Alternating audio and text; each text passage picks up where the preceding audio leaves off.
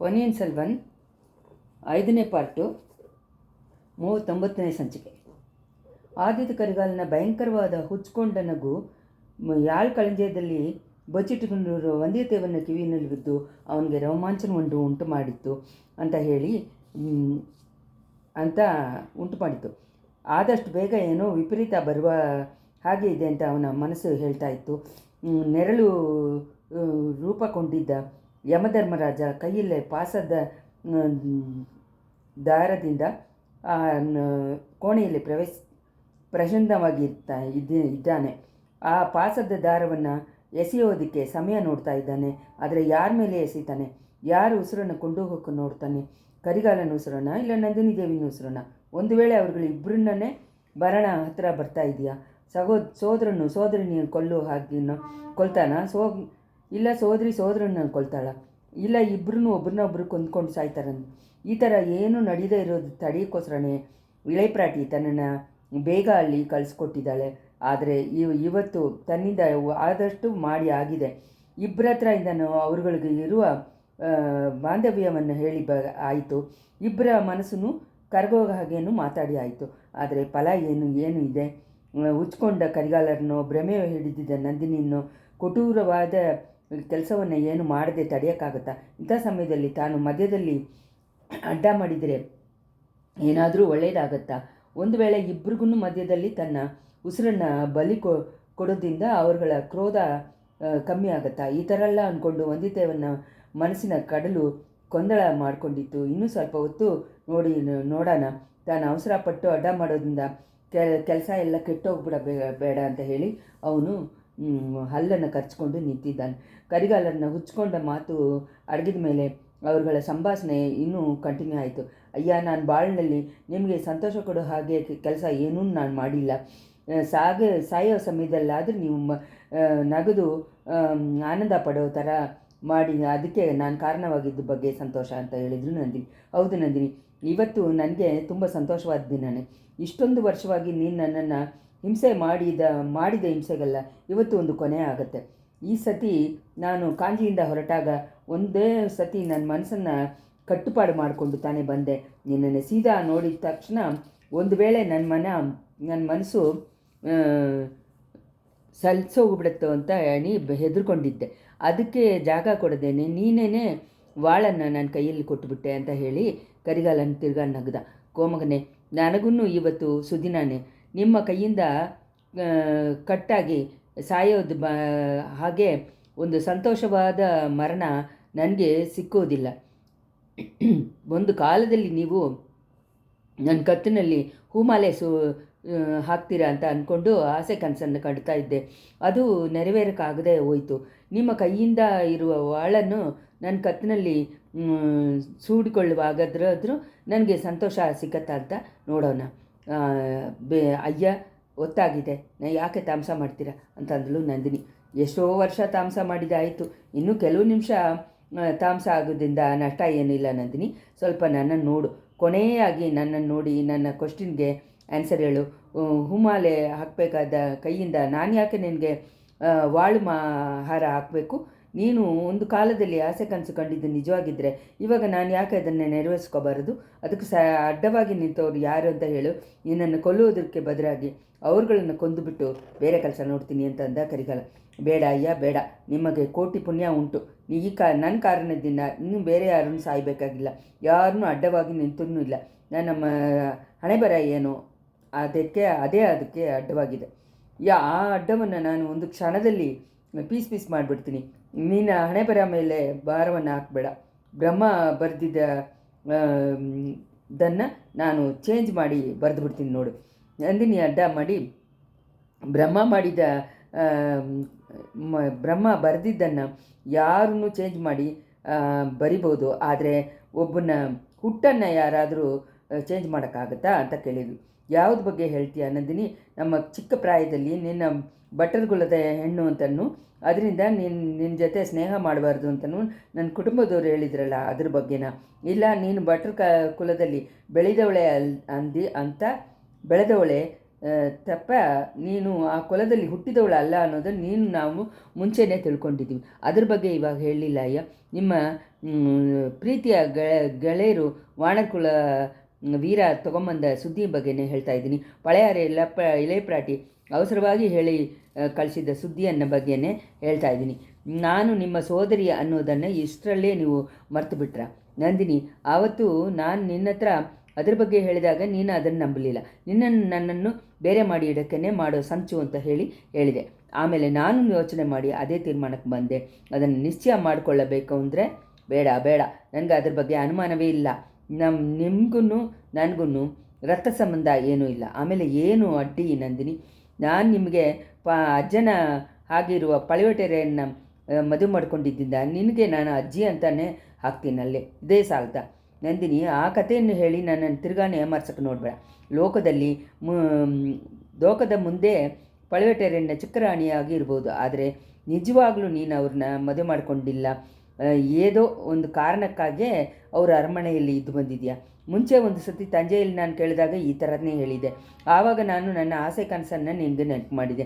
ಅದನ್ನು ನೆರವೇರಿಸೋಕ್ಕೆ ನೀನು ಭಯಂಕರವಾದ ನಿಬಂಧನೆಗಳನ್ನು ಹಾಕಿದ್ಯಾ. ಪಳಿವಟೇರನ್ನ ಕುಂದು ನನ್ನ ಅಪ್ಪನನ್ನು ಸೋದರಿನ ಸೆರೆ ಹಾಕಿಬಿಟ್ಟು ನಿನ್ನ ಸೋಳ ಸಿಂಹಾಸನದಲ್ಲಿ ಹತ್ತಿಸ್ಬೇಕು ಅಂತ ಹೇಳಿದೆ. ಉಚ್ಚಿಕೊಂಡ ರಾಕ್ಷಸಿ ನೀನು ಅಂತ ತೀರ್ಮಾನ ಮಾಡಿಕೊಂಡು ನಾನು ಕಾಂಜಿಗೆ ಹೋದೆ. ಆಮೇಲೆ ನೀನು ಬಿಟ್ಬಿಟ್ಯಾ? ಇಲ್ಲ, ಯಾವಾಗ ನೋಡು ನನ್ನ ಕನಸಿನಲ್ಲೂ ನೆನಪಿನಲ್ಲೂ ಬಂದು ನನ್ನನ್ನು ಹಿಂಸೆ ಮಾಡಿಕೊಂಡೇ ಇದೆಯಾ. ಕೆಲವು ಸತಿ ಆರಾಧಿಸಿ ನನ್ನನ್ನು ಹಿಂಸೆ ಮಾಡಿದೆ. ಕೆಲವು ಸತಿ ಮೋಹನವಾಗಿ ನಗದು ನನ್ನ ಪ್ರಾಣವನ್ನು ಹಿಂಸೆ ಮಾಡಿದೀಯ. ಕೆಲವು ಸತಿ ಹುಚ್ಚಿ ಥರ ನಡ್ಕೊಂಡು ನನ್ನನ್ನು ಹುಚ್ಚನಾಕಿದೆಯಾ ಮಾಡಿದೆಯಾ. ಕೋಮಗ್ನೆ, ನಿಮ್ಮ ಮನಭ್ರಮೆಗೆ ನನ್ನ ಮೇಲೆ ಯಾಕೆ ತಪ್ಪು ಹೇಳ್ತೀರಾ? ನಾನು ನಿಮಗೆ ಸುದ್ದಿ ಕಳಿಸಿ ದಿಕ್ಕನ್ನು ಅದಕ್ಕೆ ಆದ ಹಿಂಸೆಗನ್ನು ಫಲವನ್ನು ಅನುಭವಿಸಿಬಿಟ್ಟಿದ್ದೀನಿ. ಅದಕ್ಕೆ ನಾನೇನು ಮಾಡಲಿ? ನಾನು ಮಾತ್ರ ಕಷ್ಟಪಟ್ಟಿಲ್ಲ ಅಂತ ಅಂದ್ಕೊಳ್ತೀರಾ? ಪಳಿವಟೇರನ್ನ ಮಾಳಿಗೆಯಲ್ಲಿ ಸುಖಭೋಗುವಲ್ಲಿ ಇದ್ದು ಕುತೂಹಲವಾಗಿ ಇದ್ದೆ ಅಂತ ಹೇಳಿ ನಂಬ್ತೀರಾ ಅಂತ ನಂದಿನಿ ಕೇಳಿದ ಧ್ವನಿಯಲ್ಲಿ ತಿರ್ಗಾನು ಹಳೆಗಾಹೆ ಆತ್ರಾನು ಕೊಟೂರನು ಹುಕ್ಕಿ ಹರಿಯಿತು. ಇದನ್ನು ಕೇಳಿ ವಂದಿತೆಯನ್ನು ಬೀದಿಕೊಂಡ. ಅವನ ಮೈ ಚಡಚಡ ಅಂತು. ಆದಿತ್ಯ ಕರಿಗಾಲರನ್ನ ಸ್ವರವನ್ನು ಹತ್ತಿಸೋಕ್ಕೆ ಶುರುವಾಯಿತು. ನೀನು ಕಷ್ಟಪಟ್ಟದಾಗೆ ನಾ ಹೇಳ್ತಾ ಇದೆಯಾ? ಹಾಗಾದರೆ ಇವಾಗ ಯಾಕೆ ನಾವು ಏನೇನೋ ಮಾತಾಡಿಕೊಂಡು ಟೈಮ್ ಪಾಸ್ ಮಾಡಬೇಕು? ನನ್ನ ಜೊತೆ ಹೊರಟು ಬರೋದಕ್ಕೆ ನಿನ್ನ ಸಮ್ಮತವನ್ನು ತಿಳಿಸು. ತಕ್ಷಣ ಹೊರಟು ಹೋಗೋಣ. ನಿನಗೆ ಹೆಸರ ನಾನು ಈ ದೊಡ್ಡ ಸೋಳ ಸಾಮ್ರಾಜ್ಯದವನ್ನೇ ತ್ಯಾಗ ಮಾಡಿಬಿಟ್ಟು ಬರೋಕ್ಕೆ ಸಿದ್ಧವಾಗಿದ್ದೀನಿ. ಹುಟ್ಟಿದ ದೇಶವನ್ನು, ನನ್ನ ಅಪ್ಪ ಅಮ್ಮನ್ನು, ನನ್ನ ನೆಂಟರನ್ನು ಎಲ್ಲರನ್ನ ಬಿಟ್ಬಿಟ್ಟು ಬರ್ತೀನಿ. ಕಪ್ಪಲೇರಿ ಸಮುದ್ರ ದಾಟಿ ಹೋಗೋಣ.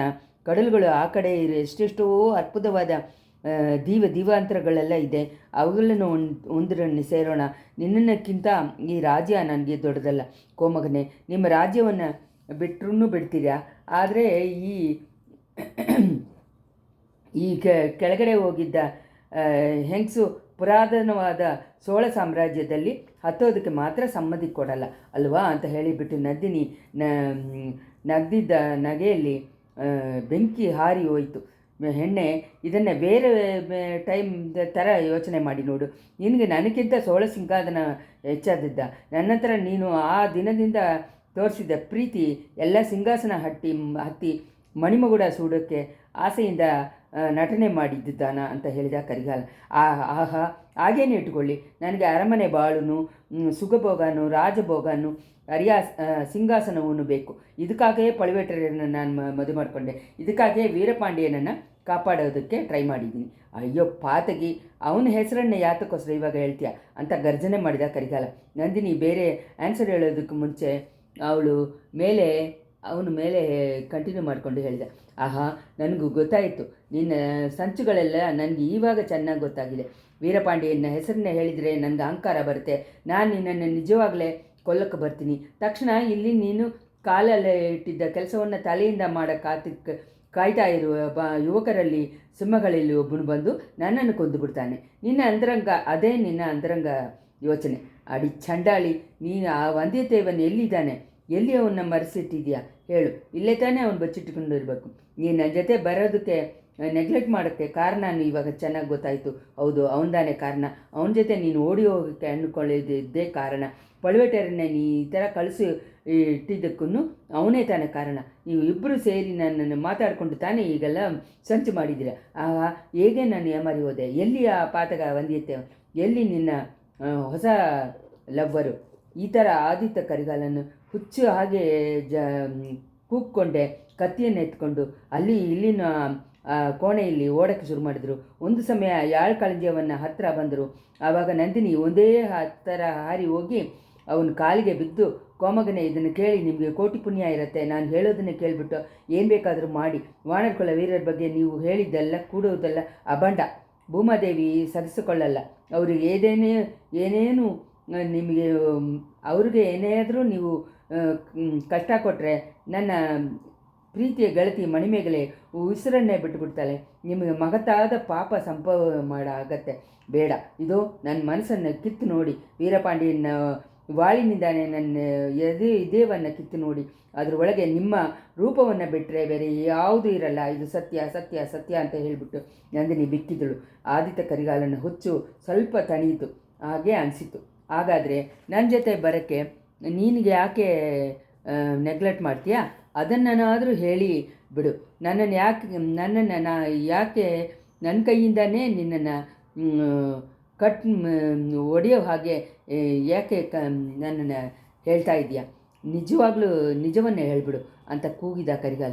ಆಯ್ತು, ಆಗಲಿ, ಇದು ಹೇಳ್ತೀನಿ. ನನ್ನ ಮನಸ್ಸಿನಲ್ಲಿ ನಿಮ್ಮನ್ನು ಬಿಟ್ಟರೆ ಬೇರೆ ಯಾರಿಗೂ ಜಾಗ ಇಲ್ಲ. ಇದು ಸತ್ಯವಾದ ಆದ್ರೂ ನಾನು ನಿಮ್ಮ ಜೊತೆ ಬರೋಕ್ಕಾಗಲ್ಲ, ನಿಮ್ಮನ್ನು ಮದುವೆ ಮಾಡ್ಕೊಳ್ಳೋಕ್ಕಾಗಲ್ಲ. ಅದಕ್ಕೆ ಅಡ್ಡಿಯಾಗಿರೋದು ಒಂದು ದೊಡ್ಡ ಕಾರಣ ಇದೆ.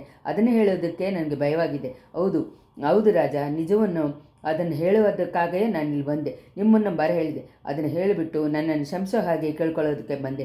ಈ ದುರ್ಭಾಗ್ಯಶಾಲಿಯನ್ನು ಮರೆತುಬಿಟ್ಟು ನಿಮ್ಮ ಕುಲಕ್ಕೂ ನಿಮ್ಮ ಪದವಿಗೂ ಸರಿಯಾದ ಹೆಣ್ಣನ್ನು ಮದುವೆ ಮಾಡಿಕೊಂಡು ಬಾಳೋ ಹಾಗೆ ಕೇಳ್ಕೊಳ್ಳೋಕ್ಕೆ ಬಂದೆ. ಆದ್ರೂ ಅದನ್ನು ಹೇಳೋಕ್ಕೆ ಯೋಚನೆ ಮಾಡಿದ್ದೀನಿ. ಅದನ್ನು ಹೇಳೋಣ ಅನ್ನುವಾಗಲೇ ಭಯವಾಗಿದೆ. ನಿಮ್ಮ ಕೋಪವನ್ನು ಇನ್ನೂ ಉರಿಯೋಕ್ಕೆ ಮಾಡಿಬಿಡ್ತೀವೋ ಅಂತ, ಅದರಿಂದಾನೇ ಇನ್ನೂ ಏನೇನು ಕಷ್ಟಗಳು ಬರುತ್ತೋ ಅಂತ ಹೇಳಿ ಭಯವಾಗಿದೆ. ನೀವು ಶಾಂತಿಯಿಂದ ಇರೋದ್ರಿಂದ ಮಾತು ಕೊಟ್ಟರೆ ಹೇಳು ನಂದಿನಿ, ಹೇಳು. ಎಷ್ಟು ಕಹಿಯಾದ ಸಮಾಚಾರ ಆದ್ರೂ ಕೇಳಿ ನಾನು ತಾಳ್ಮೆಯಿಂದ ಕೇಳ್ಕೊತೀನಿ. ಸ್ವಲ್ಪ ಮುಂಚೆ ನಿನ್ನನ್ನು ಮರೆತುಬಿಟ್ಟು ಬೇರೆ ಹೆಣ್ಣನ್ನು ಮದುವೆ ಮಾಡಿಕೊಂಡು ಸಂತೋಷವಾಗಿ ಇರುವ ಹಾಗೆ ಬುದ್ಧಿಮತಿ ಹೇಳಿದೀಯಾ. ಅದಕ್ಕೆ ನಾನು ಕೋಪಿಸ್ಕೊಳ್ಳಿಲ್ಲವ. ಬೇರೆ ಏನೇ ಹೇಳಿದೆ ಥರನೇ ನಾನು ಕೋಪಿಸ್ಕೊಳ್ತೀನಿ. ಆದ್ರೂ ತಿರ್ಗಾನು ಏನಾದರೂ ಕಲ್ಪನಾ ಮಾಡಬೇಡ ಕೋಮಗನೇ. ನನ್ನ ಬಾಳೇ ಒಂದು ಕಲ್ಪನೆ, ನನ್ನ ಹುಟ್ಟೇ ಒಂದು ಎಕ್ಸ್ಟ್ರಾ ಸ್ಟೋರಿ. ನನ್ನ ಬಾಳಿನಿಂದ ಸ್ವಲ್ಪ ಕಾಲ ಇನ್ನೂ ಉದ್ದ ಆಗೋದಕ್ಕೂ ನನ್ನ ನಾನು ಕೊಂಡ ಕರ್ಮವನ್ನು ಮುಗಿಸೋದಕ್ಕಾಗೂ ನಾನು ಎಷ್ಟೋ ಸತಿ ಕಲ್ಪನೆ ಕಥೆಯನ್ನು ಹೇಳಬೇಕಾಗಿತ್ತು. ಇನ್ಮೇಲೆ ಅದಕ್ಕೆ ಅವಶ್ಯಕತೆ ಏನೂ ಇಲ್ಲ. ಇವತ್ತೇ ನನ್ನ ಸುಳ್ಳು ಬಾಳನ್ನು ಮುಗಿಸ್ಕೊಂಡು ನಾನು ಹೋಗ್ತೀನಿ. ನಿಮ್ಮ ಮನಸ್ಸನ್ನು ಕಷ್ಟವನ್ನು ಜಾಸ್ತಿ ಮಾಡಬಾರ್ದು ಅನ್ನೋದಕ್ಕೋಸ್ಕರನೇ ಕೆಲವು ನಿಜಗಳನ್ನು ನಾನು ಅರಿತ ಮೇಲೇನು ನಿಮಗೆ ಹೇಳಲಿಲ್ಲ. ನೀವು ನನ್ನನ್ನು ಒದಗಿಸಿಬಿಡಬೇಕು ಅನ್ನೋದಕ್ಕೋಸ್ಕರನೇ ಎಷ್ಟೊಂದೋ ಕಲ್ಪನೆಗಳನ್ನು ಹೇಳಿದೆ. ಎಷ್ಟೋ ಭಯಂಕರವಾದ ಕೆಲಸಗಳನ್ನೆಲ್ಲ ಮಾಡೋ ಹಾಗೆ ಹೇಳಿದೆ. ನನ್ನ ಮನಸ್ಸಿನಲ್ಲಿ ಯಾವಾಗಲೂ ಹೋರಾಟ ನಡೀತಾನೇ ಇದೆ. ನನ್ನ ಕರ್ತವ್ಯ, ನಾನು ಎತ್ಕೊಂಡ ಶಬದ, ನಿಮ್ಮ ಮೇಲೆ ನಾನು ಕೊಂಡಿದ್ದ ಪ್ರೀತಿ ಎಲ್ಲ ಸೇರಿ ಹೋರಾಡ್ತಾ ಇತ್ತು. ಇದರಿಂದ ನಾನು ಪಟ್ಟಿದ್ದ ಕಷ್ಟವನ್ನು ಹೇಳಲೇ ಆಗಲ್ಲ. ಕೊನೆಗೆ ಹೇಳಿಬಿಡ್ತೀನಿ. ಅದನ್ನು ಕೇಳಿದ ಮೇಲೆ ನನ್ನನ್ನೇ ನೀವು ನಿಮ್ಮ ಕೈಯಿಂದನೇ ಕೊಂದಾಕ್ಬಿಡಿ. ಆದರೆ ಬೇರೆ ಯಾರಿಗೂ ನೀವು ಕಡುಕು ಮಾಡಬೇಡಿ. ಸುಮ್ಮನೆ ಪಾಪಕ್ಕೂ ಅಪವಾದಕ್ಕೂ ಹಾಳಾಗಬೇಡಿ. ಪಾಪ ಅಪವಾದ ನೀವು ಹೊಸದಾಗಿ ನಾನು ಕೊಳ್ಳಬೇಕಾದ ಪಾಪ ಅಪವಾದ ಏನಿದೆ ಆದ್ರೂ ಹೇಳು ನಂದಿನಿ. ನನ್ನ ಜೊತೆ ನೀನು ಬರೋಕ್ಕೆ, ನಮ್ಮ ಚಿಕ್ಕ ಪ್ರಾಯದ ಆಸೆ ಕನಸು ನೆರವೇರೋದಕ್ಕೆ ಅಡ್ಡವಾಗಿರುವುದು ನಿಜವಾದ ಕಾರಣ ಏನು ಅಂತ ಹೇಳು. ಅದು ಎಷ್ಟು ಭಯಂಕರವಾದ ನಿಜವಾಗಿದ್ರೂ ಹೇಳು. ಅದು ಆ ತೆರೆ ಹಿಂದೆ ಯಾರೋ ಬಚ್ಚಿಟ್ಟಿದ್ದಾರೆ ಅಂತ ನಾನು ಅಂದ್ಕೊಂಡಿರುವಾಗ ಬಚ್ಚಿಟ್ಟಿರೋರು ಯಾರು ಅಂತ ತಿಳಿದೇ ಇರೋ ತನಕ ನನ್ನ ಮನಸ್ಸಿನಲ್ಲಿ ಶಾಂತಿ ಇಲ್ಲದೇ ಇತ್ತು. ನಿನ್ನ ಜೊತೆ ಮಾತಾಡ್ತಾ ಇದ್ದಾಗ ನನ್ನ ಮನಸ್ಸು ಅದ್ರ ಬಗ್ಗೆನೇ ಯೋಚನೆ ಮಾಡ್ಕೊಂಡಿತ್ತು. ಬಚ್ಚಿಟ್ಟಿದ್ದವಳು ಮಣಿಮೇಗಲೆ ಅಂತ ಗೊತ್ತಾದ ಮೇಲೆ ನನ್ನ ಮನಸ್ಸಿನಲ್ಲಿ ಇರುವ ಗೊಂದಲ ಹೋಯಿತು. ನಿಜ ತಿಳಿದೇ ಇರೋ ತನಕ ತಾನೇ ಭಯ, ಕೋಪ, ಕನ್ಫ್ಯೂಷನ್ ಎಲ್ಲ.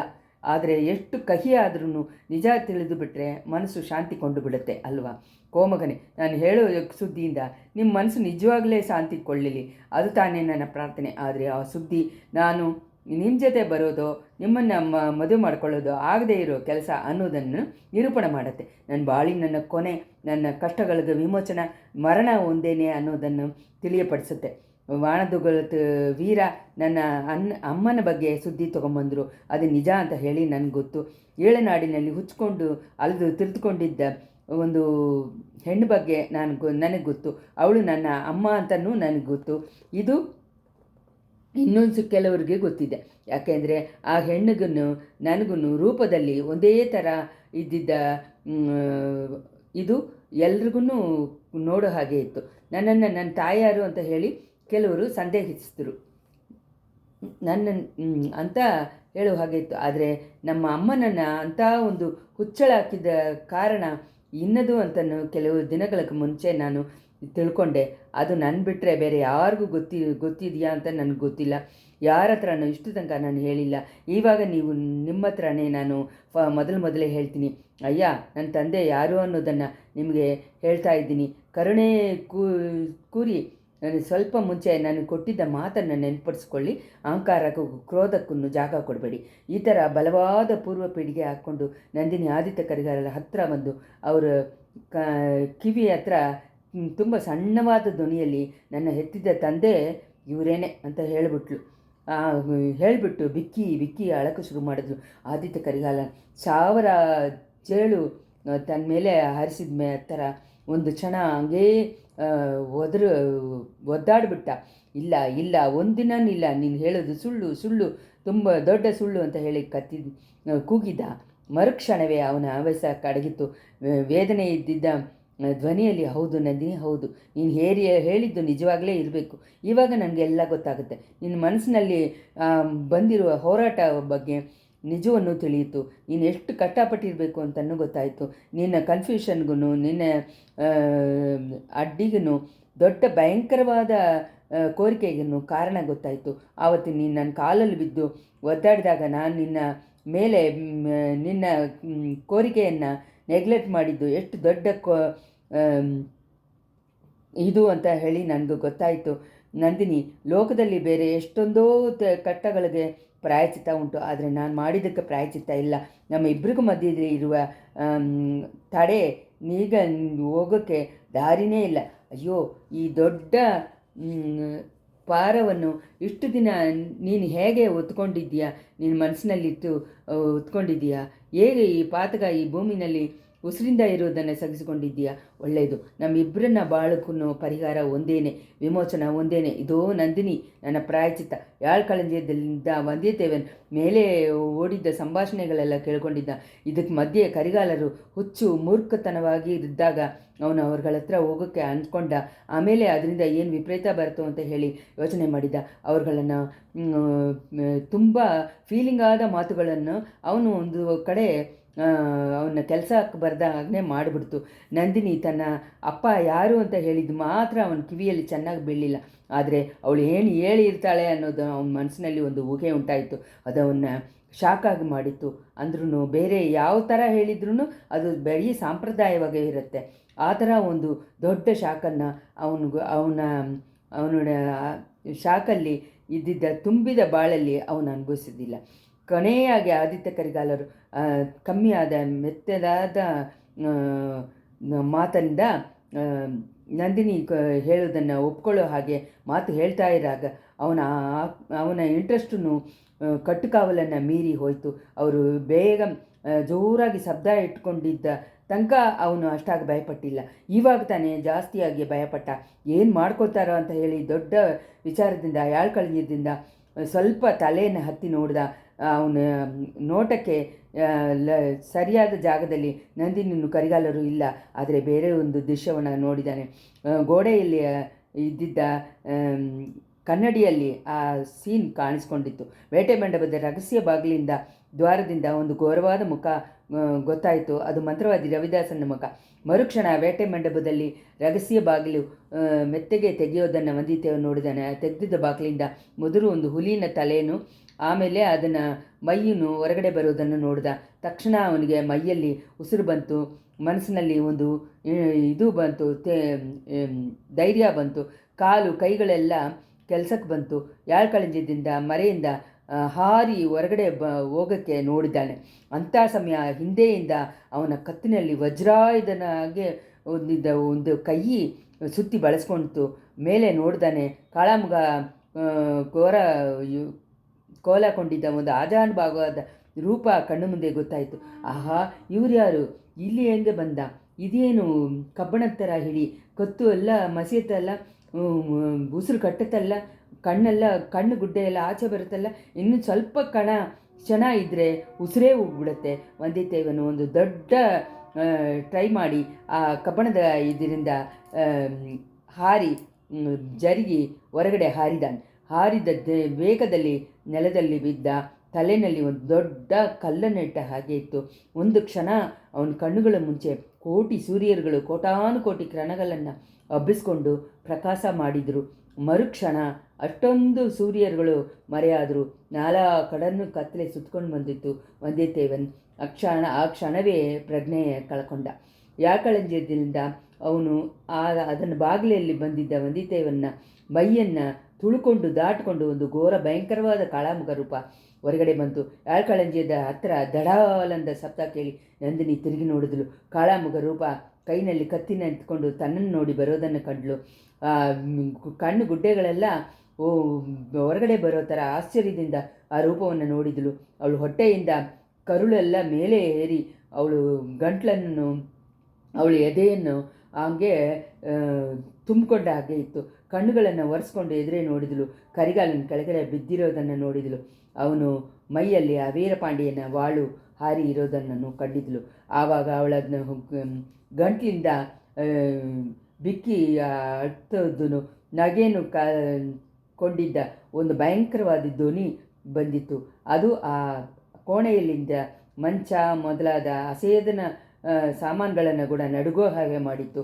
ಅಡಿ ಪಾತಗಿ ಸಂದಾಳಿ, ನಿನ್ನ ಸೇಡನ್ನು ತೀರ್ಸ್ಕೊಂಡ್ಬಿಟ್ಯಾ ಅಂತ ಹೇಳಿಕೊಂಡು ಆ ಕಾಳಾಮುಖ ರೂಪ ಅವಳ ಹತ್ರ ಮೇಲೇನು ಬಂತು. ಅದೇ ಸಮಯದಲ್ಲಿ ಬೇಟೆ ಮಂಟಪದಲ್ಲಿ ರಹಸ್ಯ ಬಾಗಿಲಿಂದ ಒಳಗೆ ದೂರಿದ ಹುಲಿ ರೂಪದ ಮರೆಯಲ್ಲಿ ರವಿದಾಸನ್ನು ಪ್ರವೇಶ ಮಾಡಿದ. ಕಾಳಾಮುಖನ ನೋಡಿದ ತಕ್ಷಣ ಹುಲಿಯನ್ನು ಎತ್ತಿ ಬೀಸಿ ಎಸ್ದ. ಕೋಣೆಯಲ್ಲಿ ಸ್ವಲ್ಪ ಸ್ವಲ್ಪ ಬೆಳಕು ತಂದುಕೊಂಡಿದ್ದ ದೀಪವನ್ನು ಆ ಸೆತ್ತ ಹುಲಿನ ಮೈ ತಾಗಿತ್ತು. ದೀಪ ಕಟ್ಟಾಗಿ ಬಿತ್ತು. ಅದು ಆರಕ್ಕೆ ಮುಂಚೆ ಒಂದು ಕ್ಷಣ ನೇರ ಮಣಿಮೇಗಲೆಯನ್ನು ಭಯಪ್ರಾಂತಿಕೊಂಡ ಮುಖವನ್ನು ತೋರಿಸಿತ್ತು. ಕ್ರೀಸ್ ಅಂತ ಕೂಕ್ಕೊಂಡು ಮಣಿಮೇಗಲೆ ಅಲ್ಲಿಂದ ಓಡಿದಳು. ಆ ಕತ್ತಲೆಯಾಗಿದ್ದ ಈ ಕಡೆ ಸೋಗ ತುಂಬಿದ ಒಂದು ಬಿಕ್ಕಿ ಬಿಕ್ಕಿ ಅಳೋ ಕೊರಲನ್ನು ಹುಚ್ಚಿಕೊಂಡ ನಗೆಯನ್ನು ಮರಣದ ತರುವಾಯಿನಲ್ಲಿ ಮರಣ ಬಂದಾಗ ಕೇಳುವ ಮುಕ್ಕಲು ಹೊಸೆಯನ್ನು ಜನಗಳು ಬೇಗ ಬೇಗ ಅಲ್ಲಿಂದ ಇಲ್ಲಿಂದ ಓಡೋ ಕಾಲಡಿ ಶಬ್ದನೂ ಸೇರಿ ಕೇಳಿತು. ಇಷ್ಟರಲ್ಲಿ 39ನೇ ಸಂಚಿಕೆ ಮುಗಿಯಿತು.